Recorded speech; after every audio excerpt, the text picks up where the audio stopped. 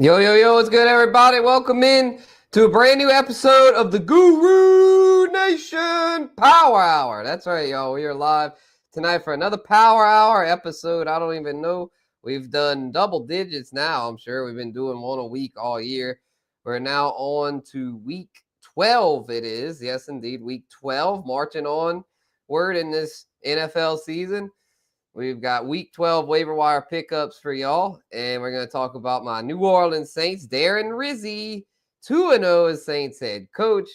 We are, I don't want to say back in it, but we're definitely feeling better about ourselves with the Rizzi as head coach. He is definitely bringing the Riz to NOLA because, man, we needed it. Dennis Allen was the complete opposite of what Rizzi is. Dennis Allen, no personality. Rizzi, all the personality in the world and then some. So we'll talk about that. And then we'll have, of course, the In My Humble Opinion segment. We'll bring on our old pal Bogard Scott free. We're going to dish out some hot but humble opinions for y'all. So, yeah, we will be right back. We're going to run the little intro courtesy of Peacock. Shout out to the Neon Peacock, and we'll be right back.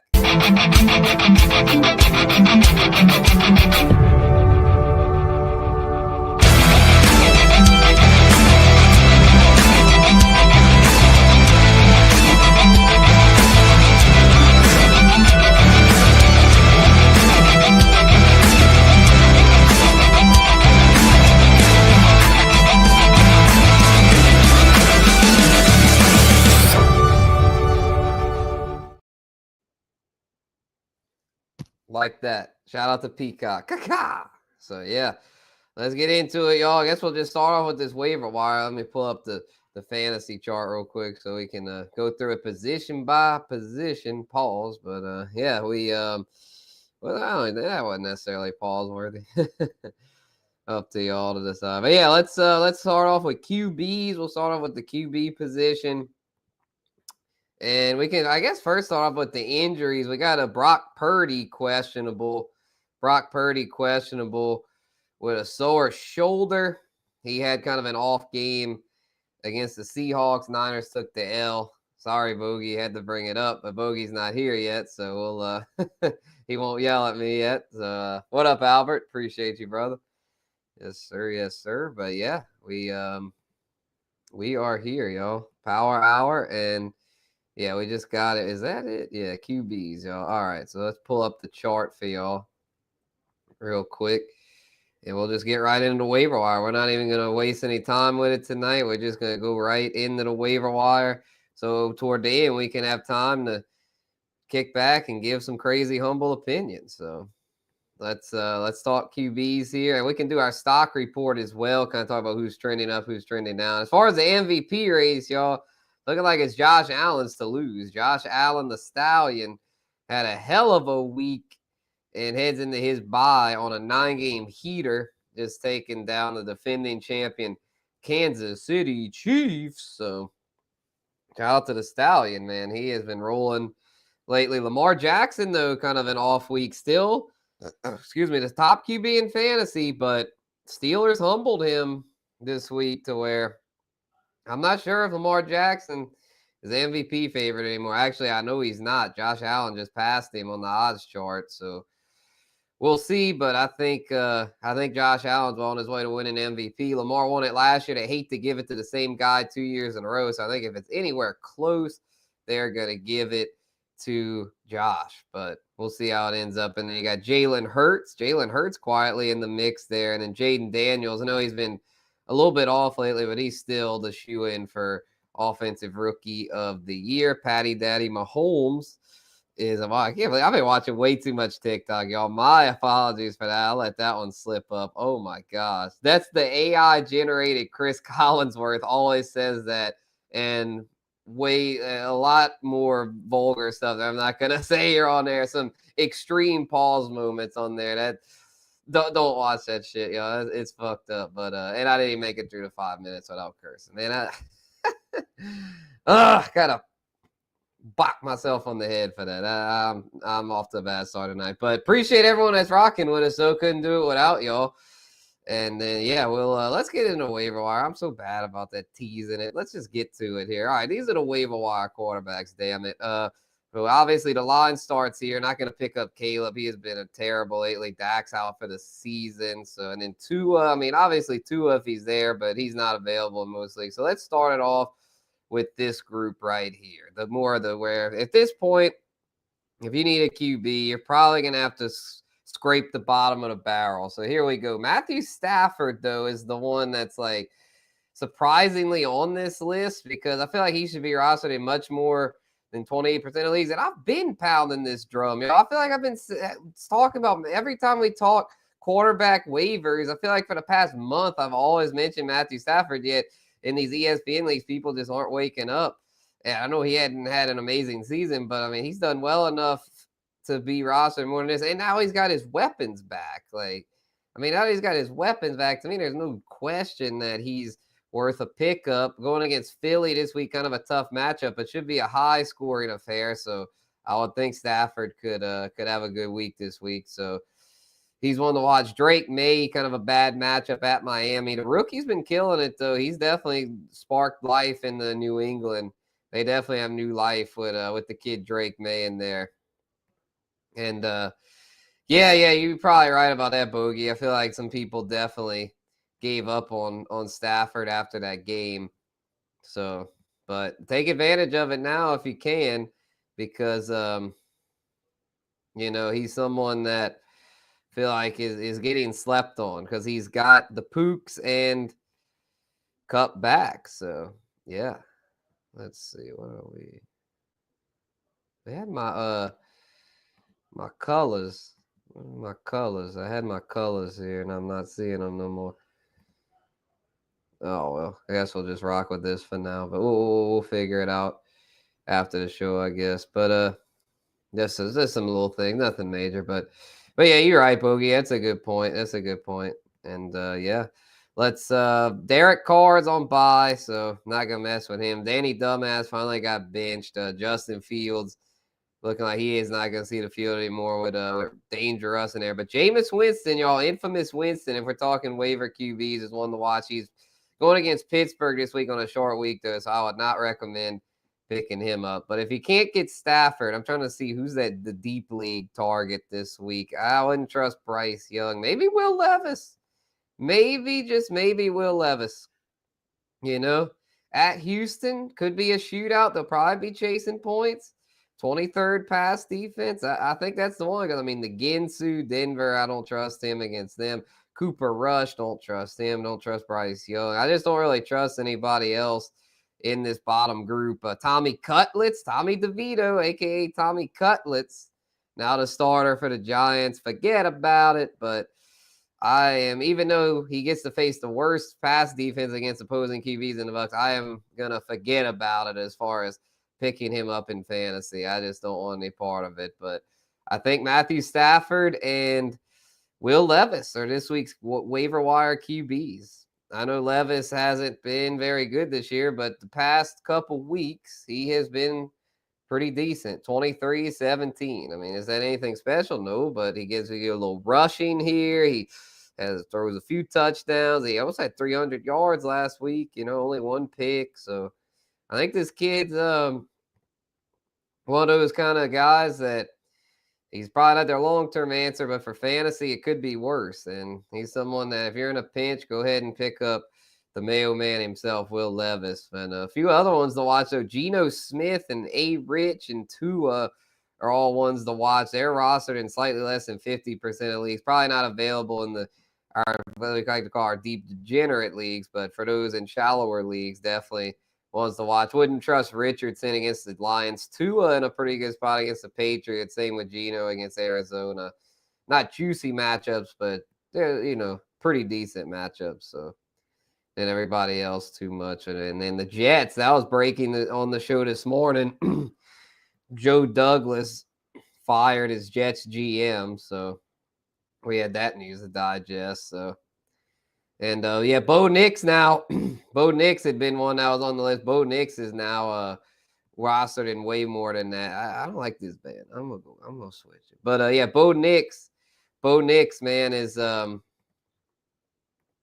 is someone that if he's there, he should definitely okay, yeah, here we go. Back to the old way. Okay.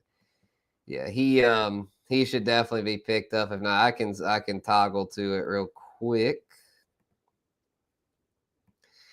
Bo Nix, 69, dude, 69% rostered, right on the dot. So yeah, he's been trending up, gotten picked up plus 18.5 over the past week. So yeah, Bo Nix is definitely worth a pickup. But I mean, if you didn't get Bo Nix by now, you missed the boat. Let's just be real. You missed the boat. But all right, just wanted to clear that up. QRB's up next. Let's get to him. Oh, yeah, and by the way, crack open a cold one if you haven't already. This is a power hour. We're here to have a good time and cut up. Cheers.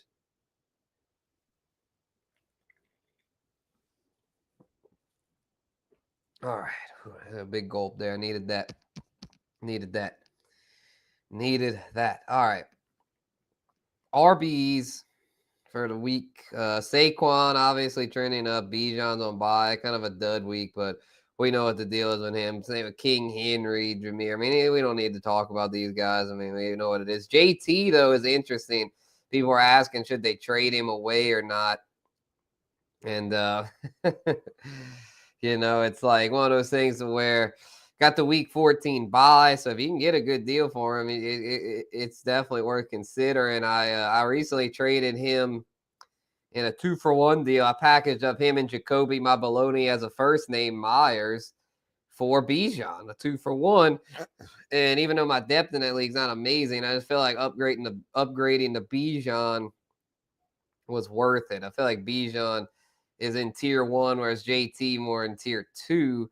So I feel like that tier upgrade was worth it. And then the flex deal is just Myers. He's just mired in that group of just those fringe flexes. Not a good offense. I figured I could afford to give him up to tier up at running back and get one of the top 5 guys in Bijan. JT's probably still top 10, but he's not top 5. He's just not. So I had to make that move. Kyren, with the weapons back, Kyren probably not as strong for fantasy, but still very good. Still a top 10 back. CMC is back, and he's top 5. I think the top 5 going forward, I'd say, it'd be Saquon, Bijan, the King, CMC, and either Brees or Kyren, I'd say, or maybe Joe Mixon, honestly. The way Joe Mixon's been balling, shit.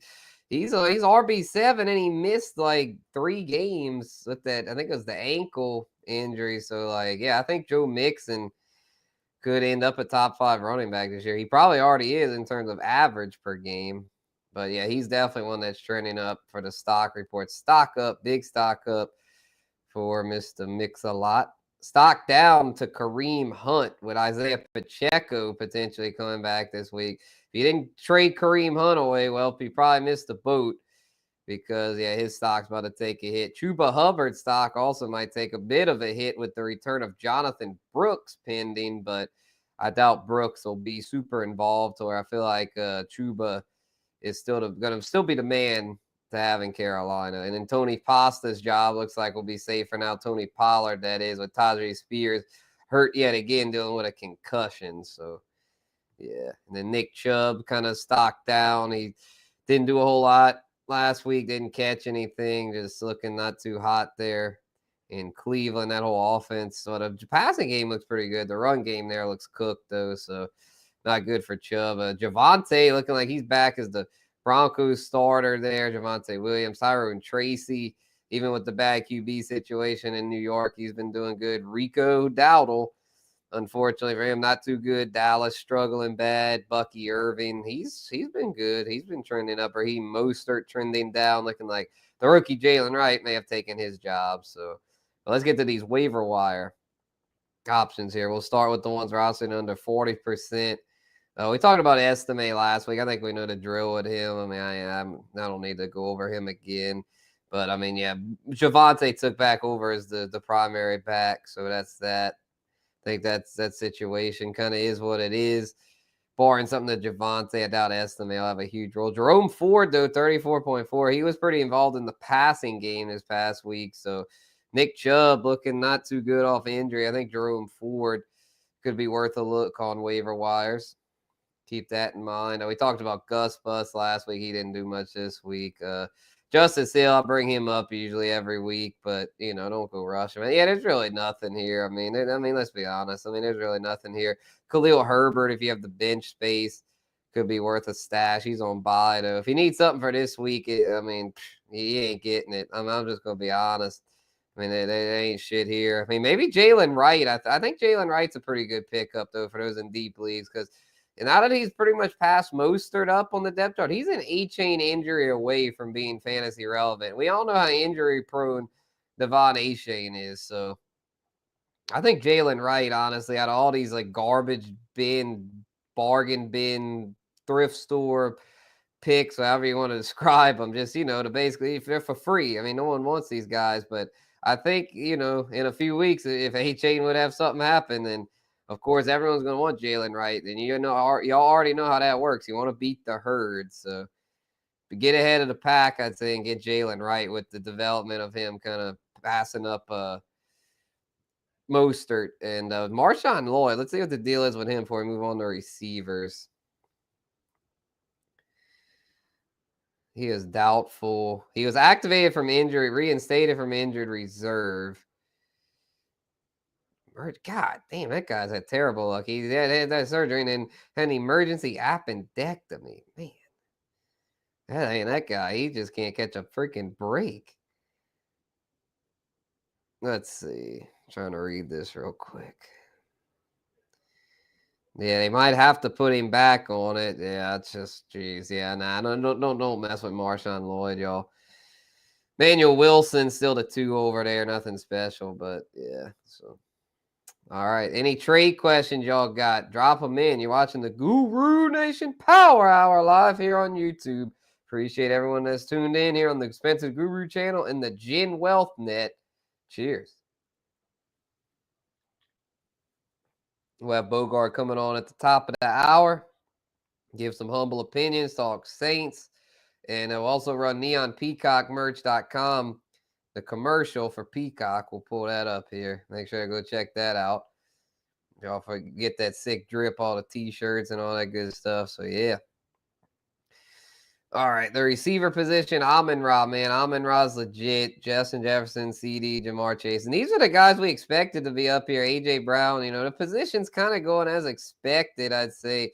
Even Tyreek Hill, he's been the most disappointing of those big dogs that we took in the top 5. But even he's starting to get going now that Tua's back. So, looking like this position is back to being what we thought it'd be. Nico Collins is back. Had a lot of guys get hurt in the middle of the year, but thankfully not a whole lot of season-ending injuries. Yeah, we did have Rashee Rice, Chris Godwin, Brandon Ayuk. So we had a few season enders, unfortunately, at the receiver spot. But, like Cooper Kupp missed some games, Puka, but these guys are back now, so glad to see it. And then the Jets, man, sheesh. I don't know what to think over there. They basically pulled the plug on that whole operation, and I guess Garrett Wilson and Devontae Adams are still worth playing the rest of the way. But, man, it's like if Rodgers would just quit or something, like, who's the backup? I think it's Tyrod Taylor. That would definitely sink them for fantasy. I'm glad I don't have a whole lot of Wilson and Devontae Adams because, man, what a disaster for the Jets. Man.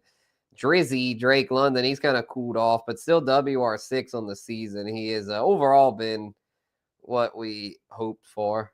I'm not going to say what we hoped for and more. He's kind of just been about what we hoped for. I wasn't big on him this offseason, but he's been better than I was thinking. So shout out to Drake London. Malik Neighbors still doing his thing.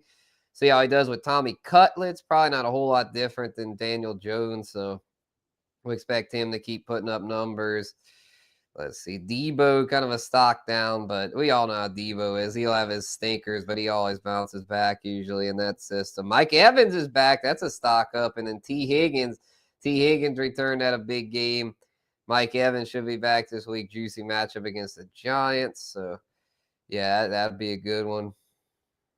D-Hop, Nuke, going against Carolina this week. He had a dud last week, but it's probably still worth a flex play moving forward. All these are kind of in the flex territory. Like him, JSN, Tank Dell, Mooney Tunes, Darnell Mooney, Calvin Ridley. How'd Calvin Ridley do last week? Titans. That's such a forgettable team. I didn't think to look 4 for 58. Yeah, Ridley's been solid. He's at a solid floor as of late. He had that really rough stretch there in the middle of the year, but he's picked up the pace lately. Brian Thomas had kind of a rough patch. I think he did better last week. Cortland Sutton, he's been really strong lately. Same with Lad McConkey, the laddie. He is fine, by the way. Ear to the streets kind of scared us there this morning. He thought he had gotten injured. He did get injured during the game, but now Lad is it looks like good to go. So shout out to the laddie, the Scottish lad himself, Laddie McConkey. So yes, indeed, glad to see the laddie healthy and ready to go. Think London exceeded our expectations, but he has a string of bad cornerback matchups coming up. Started with the Broncos last week. Yeah, he's probably going to come back to earth, I would think. So, yeah, London, it's like he had the nice run there, but I don't know. I think he'll still finish as a top 12 receiver. But, yeah, I don't know. He's not going to be quite up there with the elites at the position. So, man, what the hell happened to Deontay Johnson? Man, this guy, I thought he'd have somewhat of a role in Baltimore, but not looking like it. Jameson Williams had a big week. He's trending up. Same with Jawan Jennings. And then the whole Browns passing game. Freaking Cedric Tillman, Jerry Jeudy, and Elijah Moore, who I think we'll probably talk about here on this waiver wire segment. Let's see where he's at percentage-wise. Slick Rick let me down, man. I'd been pounding the drum for Slick Rick Pearsall. But Bogey, I got to say, Bogey's the Niner guy. He warned us that, yeah, Ricky Pearsall is the 3. He's probably not going to have a whole lot of work, consistent work. And sure enough, he fell off last week. But, still worth a bench stash, I'd say. Because if anything would happen to Debo or Jennings, then he'd be in a prominent role. So keep Pearsall's stash, just not started. So, yeah, that's my take on that. Big Mike Williams, he could be worth a look going against Cleveland. Just I don't see enough volume to really be fantasy relevant, so I'd probably stay away. Pop Douglas, Adam Thielen. Adam Thielen is one I'd for sure put on my list here. Only 25% rostered, but when he comes back, he should be Bryce Young's number 1 target. So I think Adam Thielen is definitely worth a look.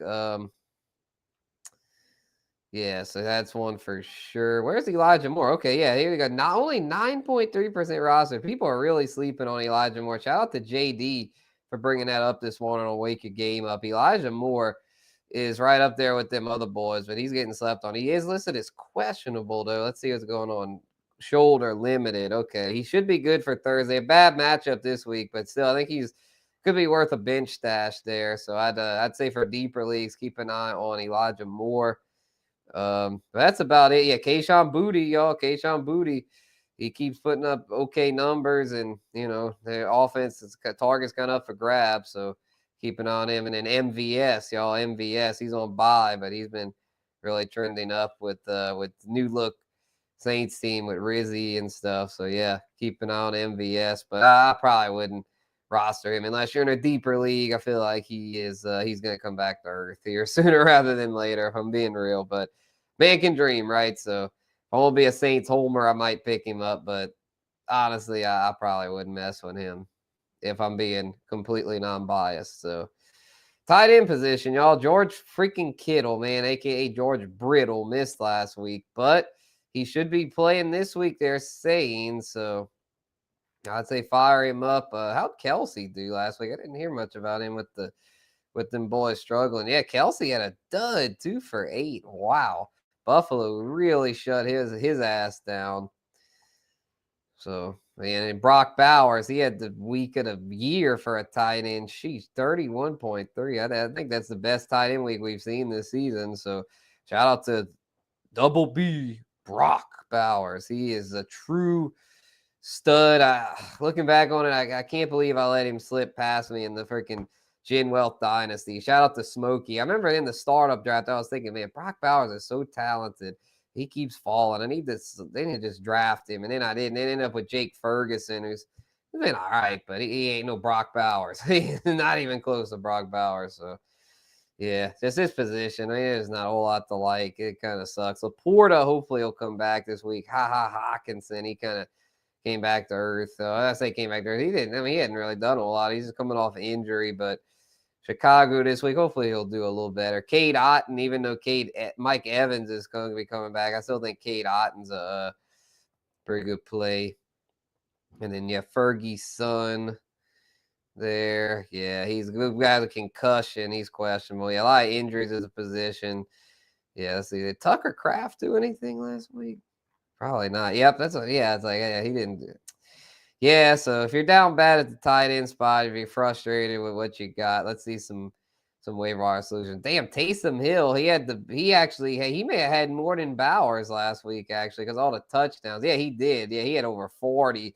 So I say Bowers at the week of the year for a traditional tight end, because let's be real, no other tight end's getting over 100 yards rushing. So Taysom is just his own category. There's nothing else like him. So yeah, that's something else. But Taysom, man, I'm glad I picked him up in some joints. He won me some leagues this week, so I was glad about that.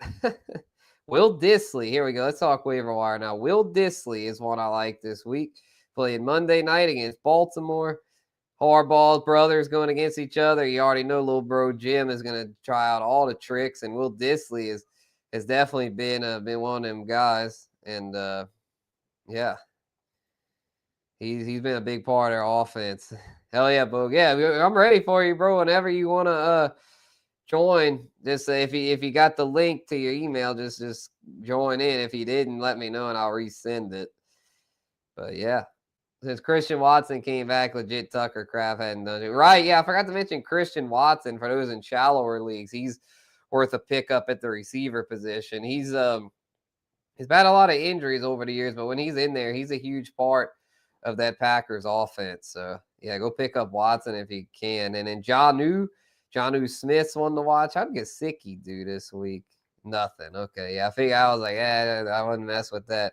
John Udo has been very consistent lately. Look at these numbers. I mean, are they sexy? No. I mean, he's had 2 20-plus point outings there. I mean, the game sandwich in between weren't too good, but he had a couple big ones there, so he could be worth it. But Dissly, the way Will Dissly's been trending, I like it. He's steadily getting more involved, and he had a big week here in week 7 and kind of tailed off, then just was not involved. Then he had a little more involved than very involved last week. So could be a little rocky, but I think with the Baltimore being not that great against the tight end spot, I think Dissly's a pretty good play because Hayden Hurst Helmsley has seen his numbers just completely fizzle out. He's no longer really a part of offense. It's pretty much all just Will Dissly there. And they paid him pretty good money this offseason, so he'd probably be my number one tight end waiver wire target. Colby Parkinson, with Kupp and Nakua back, he's just not involved enough.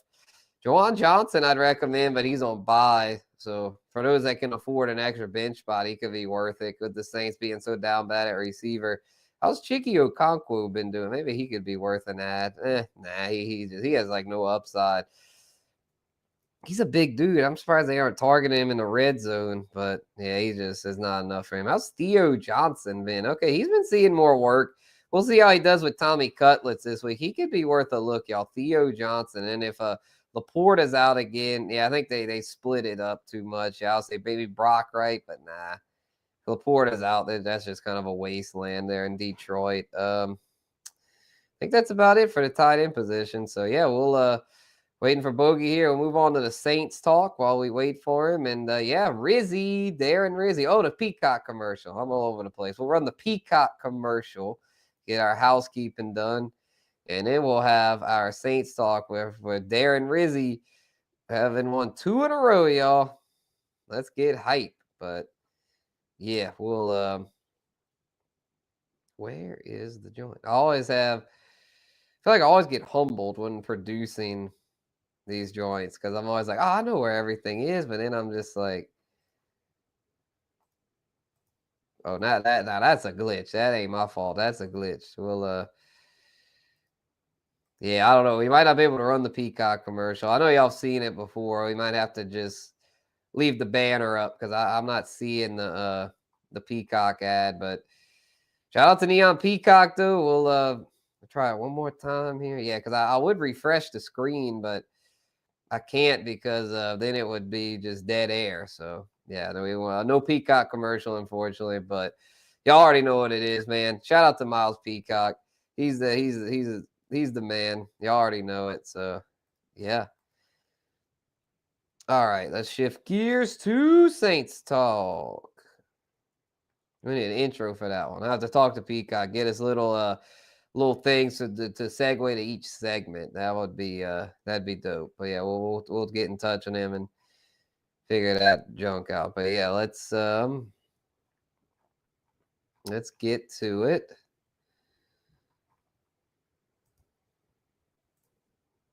Yeah, there it is. Boom. It's always so simple. I always get so humble because I'm like, man, I should have been known this, but all right. We straight. Saints talk.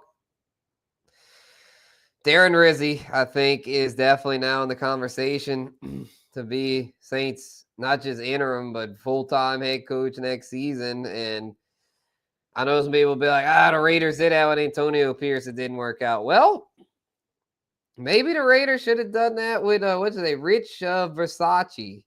Okay, Versace. Rich Versace. I don't know how to say it, but he was their special teams coach. The dude, Rich, from the Raiders, the special teams coach. And Bisaccia, Rich Bisaccia. There it is. My bad, y'all. Rich Bisaccia, who's now the special teams coordinator for the Packers. That motherfucker. Yeah, that guy right there. Rich Bisaccia was the one, man. When he became an interim, he was a special teams guy, interim for the freaking Raiders. Took him to the playoffs, man. Could Rizzi do the same? I doubt it. The roster's so beat up. I highly doubt this Saints team's going to go anywhere of significance, but having won 2 in a row at Rizzi, it gives us a little reason for hope. And am I betting on it? Hell no. But I definitely think there's a little bit of hope for Rizzi because let's be real. I mean, this dude is definitely better than Dennis Allen. That motherfucker was the Saints coach for like, I don't know how long, but too long. 2.5 years. 2.5 years. So yeah, it just wasn't cutting it, bro. Just wasn't cutting it in there. And stop rocking with Parkins and they're like, oh yeah, Davis Allen, yeah. But yeah, he's not involved enough either. Yeah, there's just Rams tight end spots a wasteland. Higbee, he could be back toward the end, but even he's just like, nah, you don't want to mess with any Rams tight ends. That's all Cup and Puka. Yep, but anyway, yeah, that's just my take on that. It's just as far as Rizzi, I think it's at a point to where is he the answer? We're still not sure, but I definitely think it's safe to say that he's in the mix for the full-time job. And we mentioned a few candidates this morning. I brought up Joe Brady.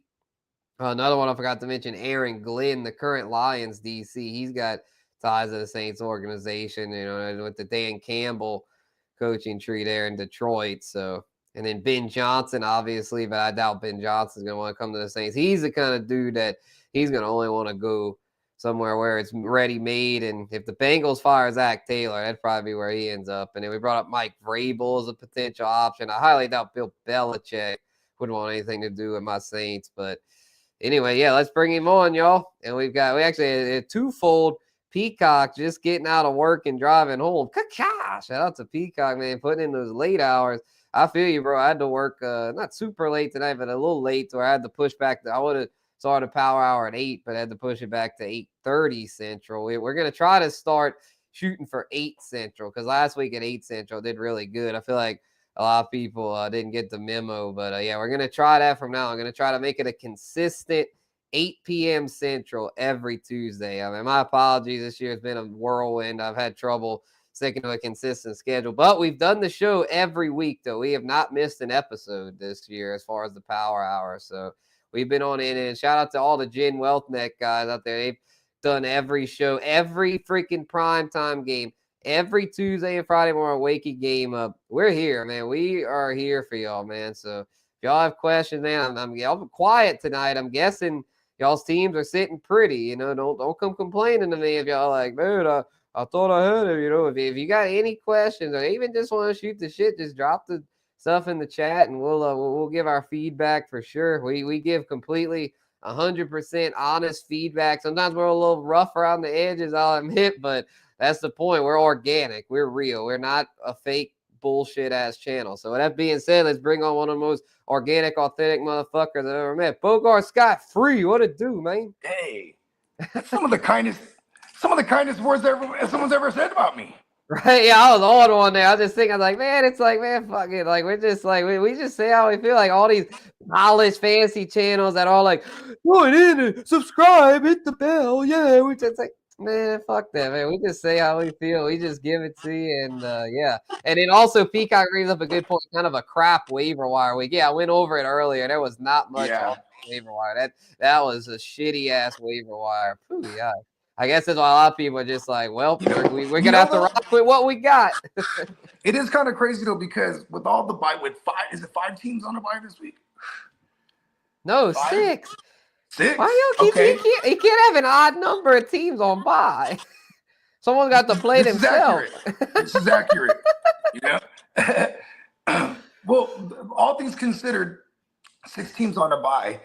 As shitty as the waiver is this week, I mean, someone's going to be happy as hell to get a Pop Douglas or a Christian Watson. Keyshawn Booty. Oh, Christian Watson. Oh, yeah, Keyshawn Booty. That's what I meant to say, the Booty. You know what I mean? Yeah, and DeMario Douglas, too. Yeah, he's in that group. He's just probably not going to score no touchdowns, either of them. But they get PPR action going. Here's the thing with Booty. Exactly, yeah. They asked him. They said, is it pronounced Booty? He said, no, it's pronounced Booty. Mm-hmm. Yeah, I know that because he would do commercials down here, and he would say it. I heard it straight from his mouth. He said Keyshawn Booty. So I'm like, oh, that's how he says it, Booty. Okay, Keyshawn Booty. Respect Keyshawn the booty, damn it. Louisiana State. Keyshawn Booty, 100%. But yeah, no, that's the thing. And then Adam Thielen. I mean, we talked a lot about this morning. But yeah, Adam Thielen's another one there. Like, you know, you got to go bargain shopping at this point. If you got a lot of injuries, I think Keyshawn Cheeks. I think I'd much rather have like White Boy Adam over Leggett. Is that crazy? Even though Leggett's had like a touchdown for like 2 out of the last 3 weeks or something like that, maybe even 3. Yeah, I think I'd rather White Boy Adam too for straight PPR. Kind of like the way, like it was like the Deontay Pickens thing. I mean, Pickens was more explosive, but Deontay was the better PPR guy. That's one thing we noticed too in Pittsburgh. You can only really have one receiver that's viable in fantasy, man. Yeah, that's why I was like, Big Mike Williams, nah, bro, because Pickens is now the volume guy, and then they have Big Mike Williams. He ain't gonna be consistent. You ain't lying. But so do you think Rizzi has a solid shot here to actually be a candidate for this job? 100%. Yeah, I think so. Like I mentioned right before you jumped on, I feel like he's done enough. He hadn't earned it yet, but he's done enough to definitely get in consideration. Because I brought up the point about the Raiders, man, that Rich Bisaccia, the special teams guys now at Green Bay, he was great as the interim, and then they didn't keep him, but then they decided to keep Antonio Pierce. And I mean, no disrespect even to though, Pierce, even the though they got roster into sucks, the playoffs but it's with like Bisaccia. But it's like, damn, they probably should have just kept Bisaccia, like, or Bisaccia, like. Why did they? Yeah, the team loves the guy too. They all love the players loved him. I mean, he's that's kind of like Rizzi. Yeah, I feel like this might be the new trend, man, of these special teams coaches, man. There might be more of a movement to get these guys in head coaching. Get these guys head coaching. Isn't that John Harbaugh's background? Yeah, I think so. And look how he's turned out. Yeah, because he's not I don't think he calls either side of the ball. He lets his coordinators call the plays, and he's just like the leader of men. That's the same thing with Dan Campbell, just a leader of men, and he lets the two geniuses call plays, and he just, I mean, he has input, but I mean, he just kind of, he's the war general. Where I mean, a Kyle Shanahan and a McVay, they're general, but they're also the brains of the operation. Yeah, it is kind of that was a trend there for a while, right? Like these offensive guru guys getting the head coaching gigs. They're slash play callers as well. I mean, Andy Reid's been that guy forever. Yeah, Andy Reid. Yeah. Yeah, and when you go with like defensive minded head coaches, you definitely have to keep your eye out for talent at the OC position, because like the more you do good, that guy gets opportunities. You know what I mean? Versus like when you're an offensive minded guy, I mean, they're not, you're the guy, so you're not going nowhere. They're not going to poach you, right? Like Shanahan, for example, he took all his guys at one point. You know what I mean? If down there with the Texans at Peacock, if Slow Nick, takes him on a long playoff run here, he's going to be in line for some interviews. You know what I mean? Mm-hmm. Yeah. Facts. So yeah, I mean that's about it there. I'd say the Saints are on bye this week, so not a whole lot to talk about as far as upcoming Saints stuff. We did beat Cleveland though. That was a crazy game. That was a crazy game as far as like the score was not really fair to Infamous, man. Infamous Winston actually played his heart out, man. He had like 400 yards in that thing. He did all he could. He's the man. The Browns defense and special right teams back. just for sure. They just really let him down, especially the special teams, man. What a disgrace. That kicker over there was horrible, Dustin Hopkins. And I guess that would be my first humble opinion. I think, man, in my humble opinion, man, the kickers, everyone's saying kickers have gotten better. Bullshit. Not this year. I mean, I guess as a whole they have, over the years. But this year, man, kickers have been trash. I mean, especially this week. I mean, it might be some recency bias there. But, man, kickers this year. We talked about it earlier. What up, ear to the streets? Appreciate you, Lee. We talked about it on the morning show. Yeah, a ton of missed field goals. And it's like, what do we do? I mean, a guy like Justin Tucker freaking blaming field conditions on. I mean, come on, bro. It's like y'all are supposed to be the best in the business. I mean, it's like, man, if these kickers getting worse like this, I mean, I was starting to think kickers were gonna, start getting paid more of a bag because of like just, can't take them for granted. But man, what these ones could keep missing. I mean, even the big ones, and I mean, actually, Peacock saying that it's the defenses are better, kickers being used more often. And then Smitty, what up to Smitty, saying the kickers started off hot, now they're falling off. I think that's the thing. I think they're being used more. They're getting kind of taken for granted. And then because of that, people like Rizzi and these like gung-ho special teams motherfuckers, like the smart special teams, like schemers are just like really making it hell on these fucking kickers. Do you think you got to consider this too? We're probably at the highest rate of going for it on fourth ever, right? So that takes away from the kickers. Yeah, and then because of that, it's because they're trotting them out way more on these long ass kicks. Yeah, and remember with a guy like Justin Tucker, that was their game, play defense, and then no matter every time you possess the ball, if you don't get a touchdown, you have a 65-yard range on deck, right? And now, and that's one of the teams too. They go for it on fourth all the time. And then then you got your kicker missing extra points and give me field goals as far as his history goes. Like when he misses a 60-yarder and anybody else, you're like, oh, that's a 60-yarder. But for someone like Justin Tucker, it's kind of crazy seeing that. And even when you go back to like Sebastian Janikowski or Adam Vinatieri, David Akers, who else was long? Vanderjack, the one that Peyton Manning didn't like. Yeah, they're long-standing kickers, good kickers. They go for a long fucking time. Like, I mean, Robbie Gold. It was I hated getting rid of, or that we didn't bring him back. You know what I'm saying? Because he's just Yep, the Lions had one. They sucked during the time, but they had a kicker that kicked for him for like 20 years. No, not Prater. This one Prater kicked for Denver for a long time.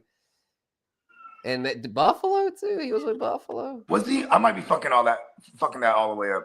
Oh, that's good. Who was the motherfucker that was with Detroit? They had a kicker that kicked for it. I get your point though. Yeah, there's a lot of these kickers that can kick for a while, but yeah, I don't know. Justin Tucker.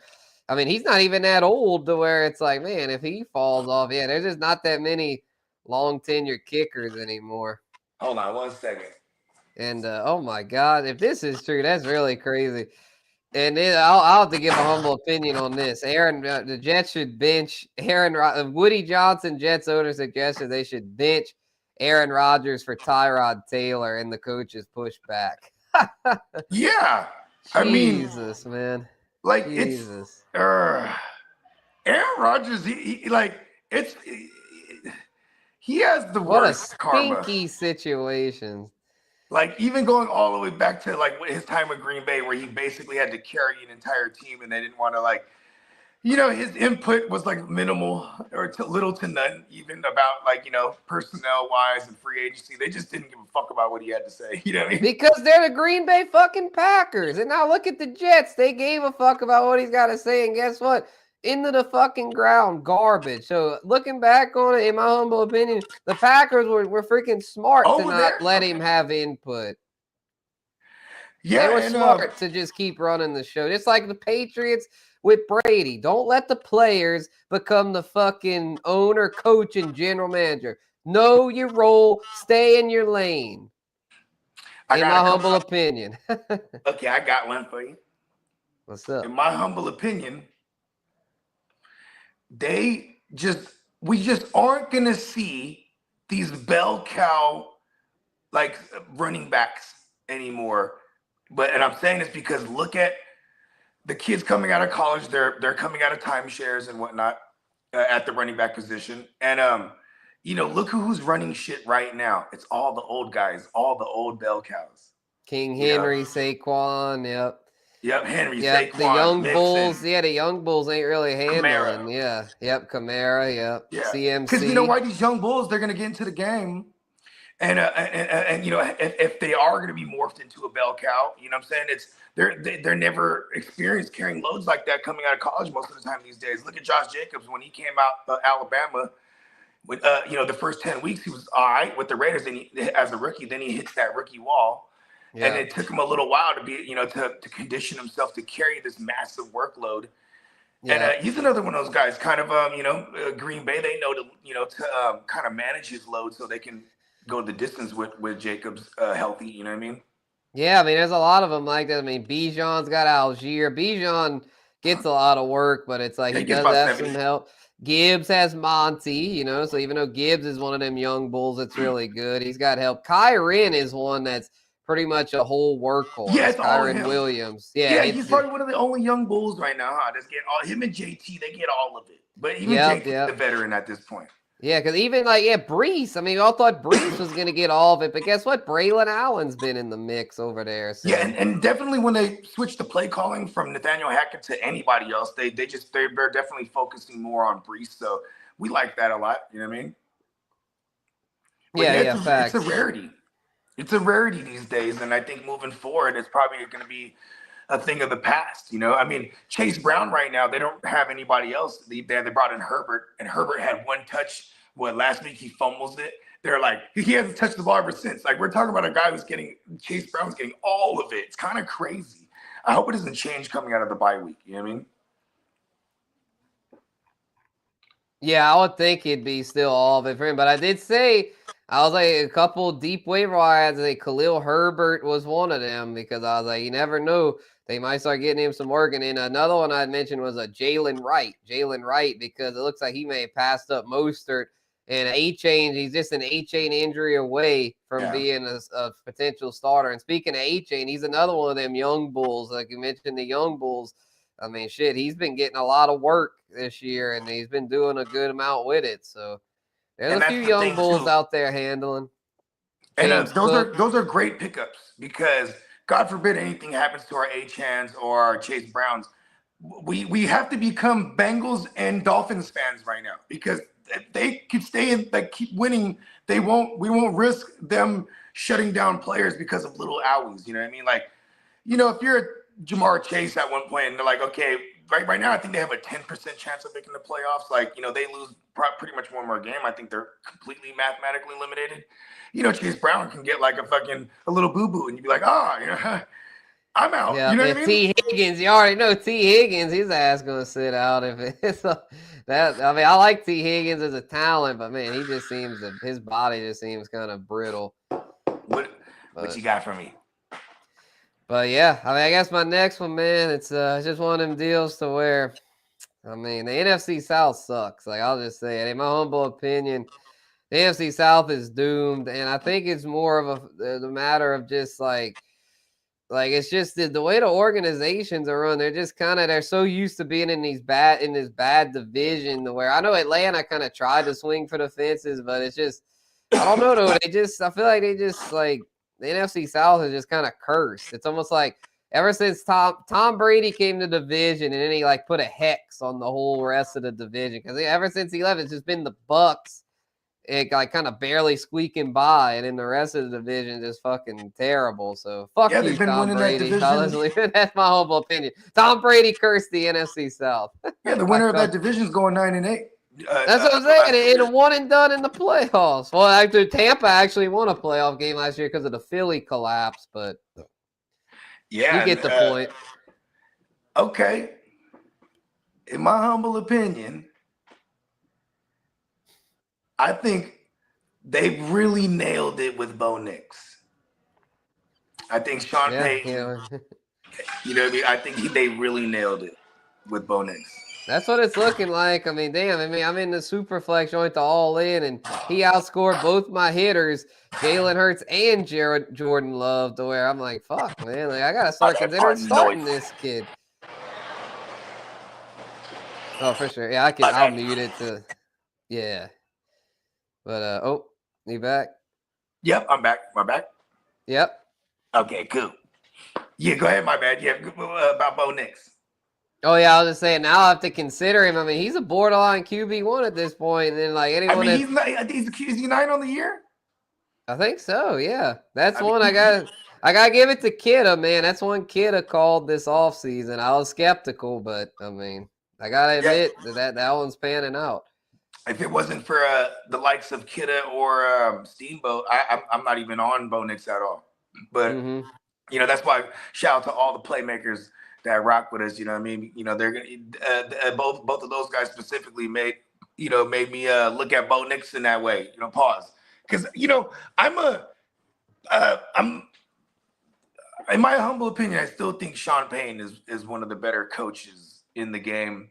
And it just took him a couple. He's building this team in his likeness, right? It took him a little while.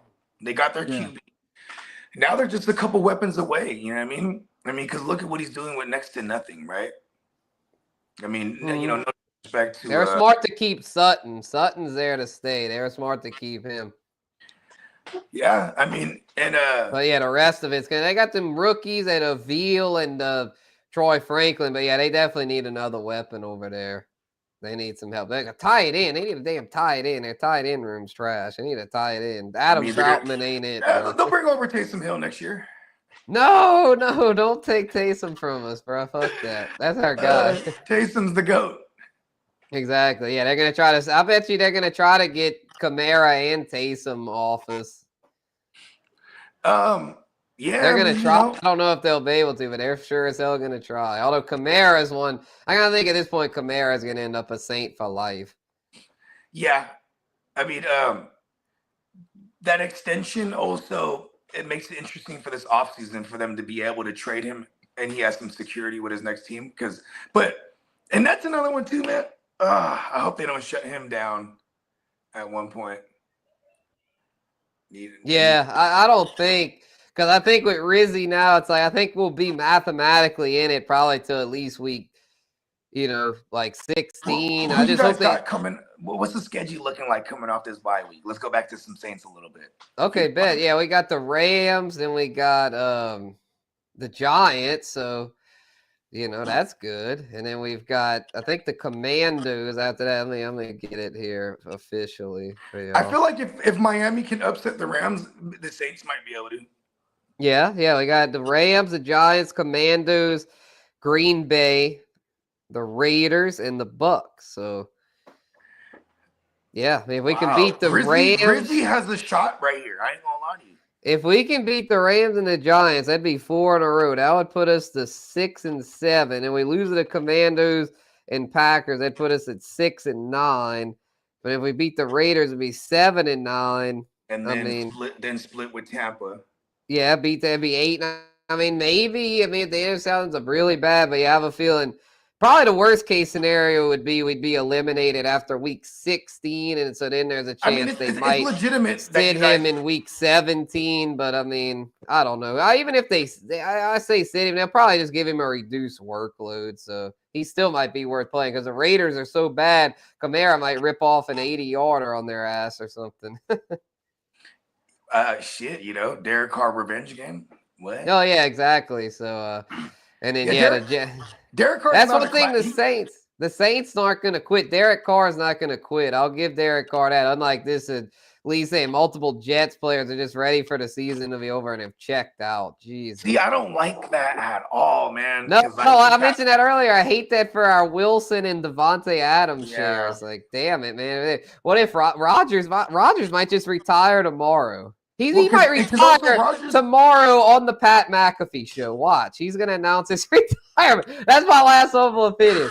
Aaron Rodgers is retiring from the NFL tomorrow live on Pat McAfee. There it is. What I want to believe is that Aaron Rodgers is the team guy. Be like, guys, fuck it. Let's just go out there and ball, right? That's not even the conversation when they're actually in the mix, right? So it doesn't make me think that it's going to change at all as far as. But I'm hoping Aaron Rodgers is the hell of a guy to be like, listen, we're going out here, we're thugging it out. You know what I mean? I guess it's different when you're 40 and you're paid, right? Yeah, I don't understand it because I feel like, man, for a while there he was like killing it, like he was doing things his way, like for toward the end of his career. But I mean, 2 of those years he won MVP awards. Like, I mean, at least those years he was still, even though he was kind of a pain in the ass in the locker room or whatever, at least he was, at that point, he could let his results do the talking. Now all his bullshit is really, really stinky because it's like he doesn't even have the results anymore. Now he's basically got nothing. Now he's an unlikable guy and his numbers suck. So it's like he probably stinks too. Oh yeah, they said he didn't shower for like a month. He doesn't for shower. The NFL MVP. He's all natural. Pause. Well, not anymore. I think now that he's doing it more like the prep. He's more preppy looking ever since he went to the Jets. Oh, he's getting into politics now. Exactly. Yeah, I was about to say. I don't think he had. Well, that's the thing. All right, here's another one because Aaron Rodgers is such a hot topic on this shit. He's the one. Notice with the way it was almost like when he was just doing the all natural shit, he was balling out. But then he goes to the Jets, tries to be all preppy, gets into politics. That was probably his downfall. Honestly, he should have just stuck to the spiritual ayahuasca shit and just stayed true to that. Like, let his hair keep going. Fuck. Well, think about this too.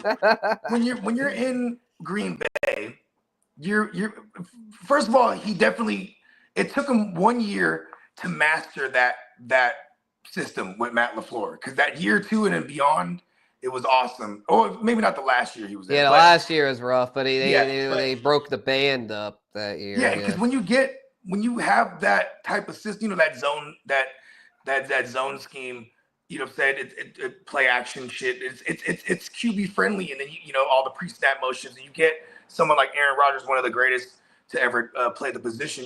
Obviously it turned into multiple MVPs back to back, whatnot. But like, he also is in, like, when you're in Green Bay, you're in the middle of nowhere type of shit. I can imagine the focus is all football. You know what I mean? You're just in the middle of fucking nowhere in the Arctic of the NFL, and this is football is the focus. You're in New York, it's big media. He's doing podcasts now, and with McAfee, and what I mean. There's a shitload of distractions. You know what I mean? And there's a high demand for a shitty team. You know what I mean?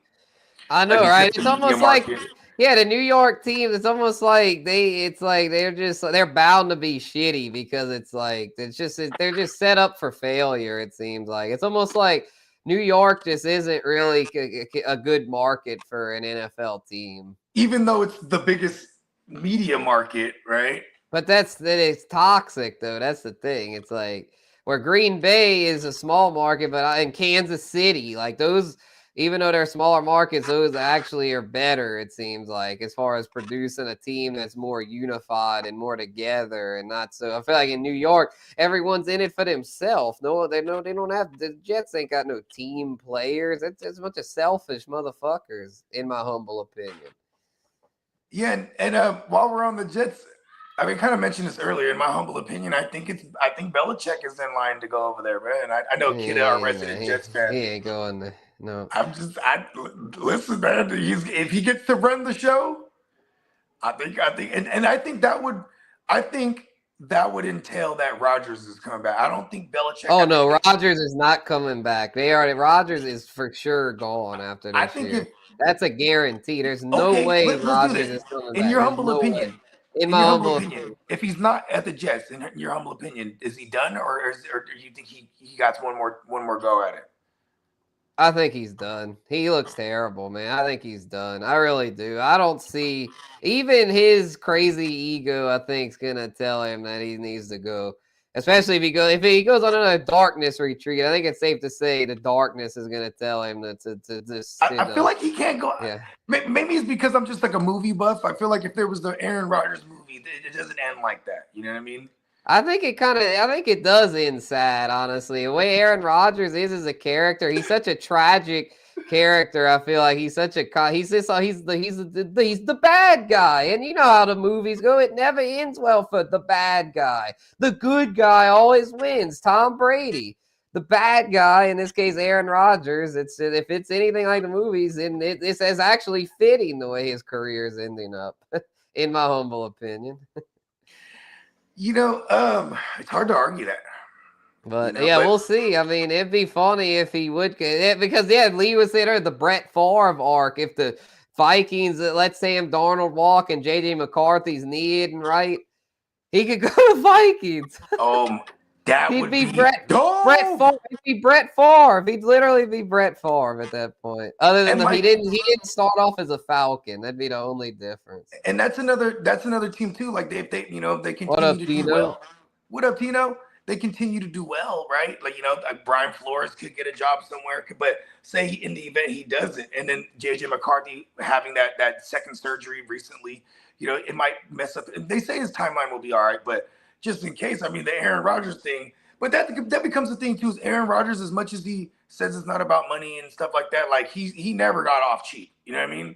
So that's also another issue there. It's like, but also if the Jets move on from him, he has a shitload of guaranteed money with them. So it's like he can pull a Russ Wilson. Oh my God, he might just go to the fucking the Steelers. Nah, they're gonna probably keep Russ Wilson. You never know, right? I mean. Coach T ain't putting up with no diva like Aaron Rodgers. I'm just saying, in my humble opinion. He put up with Big Bang Rapensberger for a minute. What up, King D? That's a different kind of diva. Yeah, I mean, well, with the thing with Ben Roethlisberger is like he definitely had say over who's going to be the play caller. Like, you know what I mean? He definitely got rid of Todd Haley when Todd Haley was phenomenal. You know what I mean? Then he's the one that Roethlisberger is the one that vouched for Matt Canada. You know what I mean? Trash. Like it could work if it doesn't work out for Russell Wilson and they don't make a deep run at the playoffs or whatnot. Like, because then that becomes an issue too. It's like, what are you going to pay Russell Wilson? Well, here's the thing. Tino brings up a good point. Would you even want Rodgers after you saw it happen to the last coaches that signed him? Yeah, I don't think anyone's gonna want him. It might end up like fucking Barry Bonds or A-Rod at MLB, where they said so much stank surrounding him that like no one's gonna even want the guy. I think I just realized how much I just love Aaron Rodgers because he's a Sagittarius as well. I'm like I'm the only one. I'm like he's an asshole because he's a Sag. That's just how we are. Like. No nonsense kind of guys, but then I do hate that the Adams thing, and I hate that it all might not work out in Bogard's movie about Aaron Rodgers. No, I know, because you're rooting for him. You're rooting for him. So, and the way it's looking, it's looking like the opposite of Bogard's movie. It's looking like if Bogard's movie was a tragedy, because let's be real. I mean, this has been a tragic season for Aaron Rodgers. I mean, he looks sad out there. He truly looks like a washed up athlete. I mean, when you look up washed up athlete in the dictionary, 2024 Aaron Rodgers is going to be the textbook definition. He got some gigantic eyeballs, right? Yep. He cries big old crocodile tears, huh? Yeah, Jason. Shout out to Jason Ortiz. He loves Rodgers. Yep, gives no fucks. Yep. Yeah, I'll give him that. Rodgers definitely beats his own drum. So that's one thing I would say. I mean, even when Rodgers ends up inevitably retired, I mean, he can go out by saying, I did it my way. Frank Sinatra. Yeah, mistakes. I've had a few. Too few to mention. Let's get to Jason's questions here. His first one here: ROS, Knicks, Purdy, or Richardson? So, let's. If you, how much time you got? Because if you got a little bit of time, we should look at the schedules. Because Purdy's just someone with the weaponry. I just kind of set and forget. You know what I mean? We're probably going to fight this thing out to the end too. So, and then Richardson, in my humble opinion, I think that benching for Richardson is the best thing that happened to him, because he went out there. And I do want to say we got to be wary about it a little bit, temper our excitement a little bit, because it was the Jets. The Jets just make QB1 finishes. You know what I mean? Everyone basically, except for CJ Stroud a couple weeks ago, but everybody's been eating against the Jets defense. And at ROI, if you have these three in a super flex, you're set to go. You just play the matchups. You know what I mean? And if the question is because you want to flip one of them, I'm probably flipping Richardson, because you can probably get the most out of him right now. You know what I mean? Yeah, Knicks has a bye week, but he's got, well, he doesn't have it till week 14. He's got Vegas and Cleveland, then the bye, then Indy, the Chargers, and Cincy. Yeah, and Indy. See, and I'd rather have Knicks with that schedule. Then and then he even has Cincy in the championship. Yeah, but then both these guys have a week 14 bye, so maybe you can flip Richardson for a QB and maybe a flex player. Yeah, but he's asking which. I think he might just want one. He might be in a single QB. So the Brock schedule. The Brock is at Green Bay, at Buffalo, then Chicago, Rams, at Miami, Detroit. Honestly, I think I'd take the Brock, because he doesn't have a bye week, and I feel like that schedule is pretty favorable. Yeah, it's not the greatest, but it's also like we trust Shanahan. Yeah, Brock, you know what I mean? Exactly, and assuming this shoulder thing doesn't end up a problem, I'd say the Brock is the one out of these three. Yeah, I'd say the Brock, Knicks, Richardson in that order. Yeah, I'm with you. And I will say, out of everyone, the highest upside still is Air 15. Yeah, I mean, but it's with more downside. I don't want AR 15. Yeah, I don't want AR 5. Yeah. If I could flip him, I would. Facts. And then he had a tight end question: Disley, Kincaid, or Fergie's son, Jake Ferguson? This one kind of answers itself, because Fergie's probably, he has a concussion, but there's a good chance we don't see him the rest of the year. Yeah, they might just shut his ass down. Kincaid, though, I think we'll see again. Yeah, we'll see him after the bye week. And then I think I'd go Kincaid here. Disley, I'm not quite sold enough on Disley to take him over Kincaid. I think I'd still go Kincaid here. Yeah, for ROS. Because he said ROS. Yeah. Yeah, and it's a matchup thing. I mean, it sucks because Kincaid right now, if they continue with the way they're targeting Disley, I'll trust him more than Kincaid. But I mean, we also haven't seen Kincaid with Amari Cooper more than one game, or more than the 2 games, because in those games he balled out. So I'm going to be with you here, just based on that. If we get Kincaid back in week 12 and beyond with Cooper healthy, that's probably the play there. But Disley's just doing it, and it's ugly, and it works. Like, Disley's not even doing nothing fancy. Like when you watch, like, he's not doing nothing fancy. He's just being unaccounted for real. Yep. And I mean, then Tino had said, we were talking about Rodgers, it's not a tragedy. Good career. He's a Hall of Famer. Oh, obviously, but he said this is how it ends for most athletes. Well, I think the difference here to me is, like, most athletes, I feel like, go out more humbly. I feel like most older athletes are just like, you know what, my last year, I'll just go back to my hometown team, take a hometown discount, and just call it a career. No, not Rodgers. Rodgers like, you know what? I'm going to go to fucking New York. I'm going to sign with the fucking Jets. I'm going to bring on all the coaches I want. I'm going to bring in Devontae Adams. I'm going to show them. But guess what? You didn't show them. Well, you did show them. You showed them that you were washed up. So I just mean it's tragic as far as his ego really got the best of him here, in my humble opinion. And yeah, I mean, in the grand scheme of things, we will forget these years. I mean, everyone's going to remember him as one of the greatest quarterbacks, but I feel like these last couple of years definitely put a lot of stank on him, where I don't think people are going to want to put him in the same tier with Brady and Manning because of the way this has ended. It's ended terribly. I mean, I guess he's in the same category as like a Drew Brees, right? Like, yeah, I'd say him, Breeze, Marino. Well, I mean, Marino, I don't know. Marino so never tough. got one. Right. But right? statistically speaking, it's like, yeah. And then there's the the guys who went out into the sun, rode off into the sunset, like Manning and Brady. Like it's just it just didn't happen like that for Rodgers. And if you think about it, Rodgers definitely was in that golf tournament where he was partnered with Tom Brady, and he said a lot of the conversation was about how it was transitioning to a new team because Rodgers was definitely set to go elsewhere at that point. It wasn't the Jets just yet, but you know what I mean? Like going to the Jets, I was pretty fucking bold too in hindsight now. Like, too bold, too bold.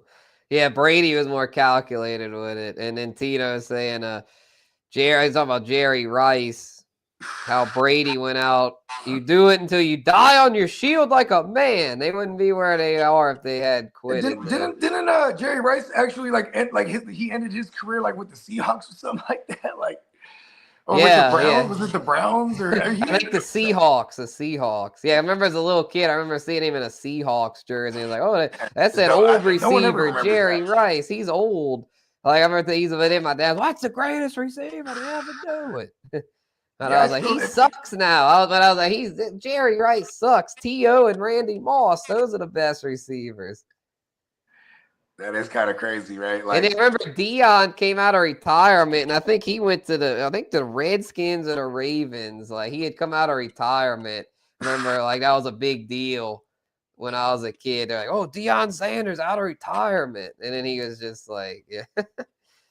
Got cut from the Ravens, didn't even get a contract. Damn. What a shame. Damn. I mean, died on the shield. Yep, died on the shield. Yep. Got to. Yeah, what was the deal with Deion? Yeah, he had retired after 2000. And then it was Baltimore. That's crazy. He retired for 3 years. Then he came back at age 37 with the Ravens. That is wild. I don't know if you remember back in 2013, they used to have these combine commercials where it was like it was Deion Sanders. He has like an Afro wig on, like a legit, like you can tell it's a wig, and he's like, my name is Leon Xanders or whatever it was, and then like he's just killing the combine. He's like running the 40 backwards, like you know what I mean, like he was killing the combine because it was a run-on joke, like I can still come back, you know what I mean, like. Right. Shout out to Deion. Yeah. He's a hell of a story. Maybe he goes over there to the Jets. They draft Shador, and then Shador sits for like a year behind Rodgers. There it is. Boom. Rodgers is done. Accepted.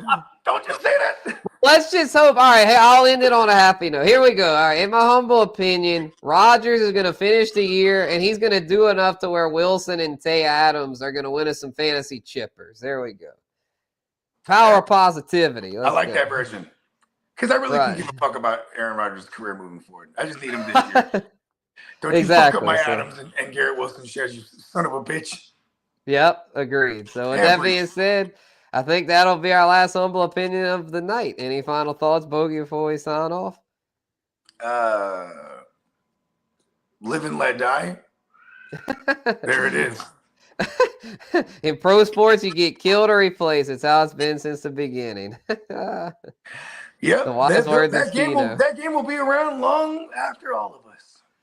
Yep, for sure. And then we'll be back Wednesday, H-Town Huddle, most likely. He's been having to shift it around. Shout out to Peacock. But we'll for sure have that at some point this week.